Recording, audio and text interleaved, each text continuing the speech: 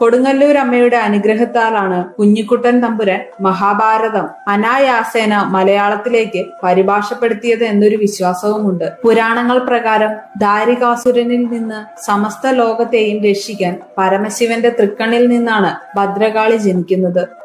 ദാരികാ നിഗ്രഹത്തിന് ശേഷവും കോപം ശമിക്കാത്ത ദേവിയെ ശാന്തയാക്കാൻ വേണ്ടി ശിവഗണങ്ങൾ ദേവീസ്തുതികളും ബലിയുമായി നൃത്തമാടിയെന്നും അപ്പോൾ കോപം ശമിച്ച് ദേവി സന്തുഷ്ടയായെന്നുമാണ് കഥ. ആ സംഭവത്തിന്റെ പ്രതീകമായ അനുഷ്ഠാനമാണ് കൊടുങ്ങല്ലൂർ ഭരണി എന്നാണ് ഐതിഹ്യം.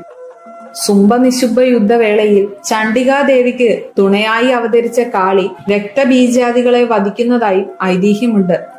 ഭഗവതിയുടെ വിജയം ആഘോഷിക്കുന്ന ഉത്സവമാണിതെന്നും ഐതിഹ്യമുണ്ട്.